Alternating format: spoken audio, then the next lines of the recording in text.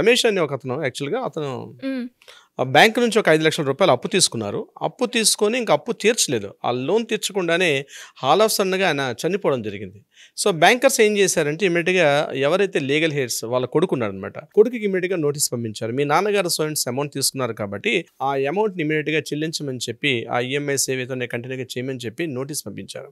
So, ఆ case మనమే take up చేసాం. చేసిన ఓకే. తర్వాత జరిగిందేంటంటే ఆ కేసు విషయంలో మనం మళ్ళా ఆ బ్యాంక్ ఇట్లా మిస్‌గైడ్ చేస్తుందని చెప్పి మనం కోర్ట్‌కెళ్ళినప్పుడు మనం కోర్ట్‌లో కూడా ఆ కేసుకి సంబంధించి విన్ అయ్యాం. బ్యాంక్‌కి కూడా చివాట్లు పెట్టింది. ఎందుకంటే under section 1872 Indian contract act ప్రకారం ఏంటంటే ఒక కాంట్రాక్ట్‌లో ఒక ఇద్దరు వ్యక్తులు ఎంటర్ అయ్యేటప్పుడు ఇతను మాత్రమే పూర్తిగా దానికి సంబంధించినటువంటి లయబిలిటీ ఉంటుంది.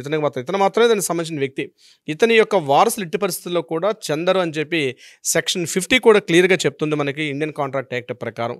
అంటే అతనికి మాత్రమే పూర్తి బాధ్యత ఉంటుంది తప్ప హ్మ్. అతని యొక్క పిల్లలకు గాని, లీగల్ హెయిర్స్ గాని ఎవరికి కూడా ఉండదు. ఒకవేళ కొడుకు దాన్ని పూచీకత్తుగా గాని ఉన్న సందర్భంలో తప్ప, హ్మ్. మిగిలిన సందర్భాల్లో ఆ కొడుకు వెళ్లి బ్యాంకులో సంతకాలు పెట్టి, ఒకవేళ మా డ్యాడీ చెల్లించకపోతే నేను చేస్తానని చెప్పి ఏమైనా గ్యారంటర్ సంతకాలు పెట్టకపోతే డెఫినెట్‌గా అటువంటి సందర్భాల్లో మాత్రం చనిపోయినటువంటి వ్యక్తి అయితే ఆ యొక్క అక్కడితో క్లియరెన్స్ అయిపోతుంది తప్పించి, ఎట్టి పరిస్థితుల్లో కూడా ఇతనికి చెల్లింపు ఉండే అవకాశం ఉండదని చెప్పి మనం కూడా ఒక జడ్జిమెంట్ కాపీ ఈ కేసులో ఇవ్వడం కూడా జరిగింది.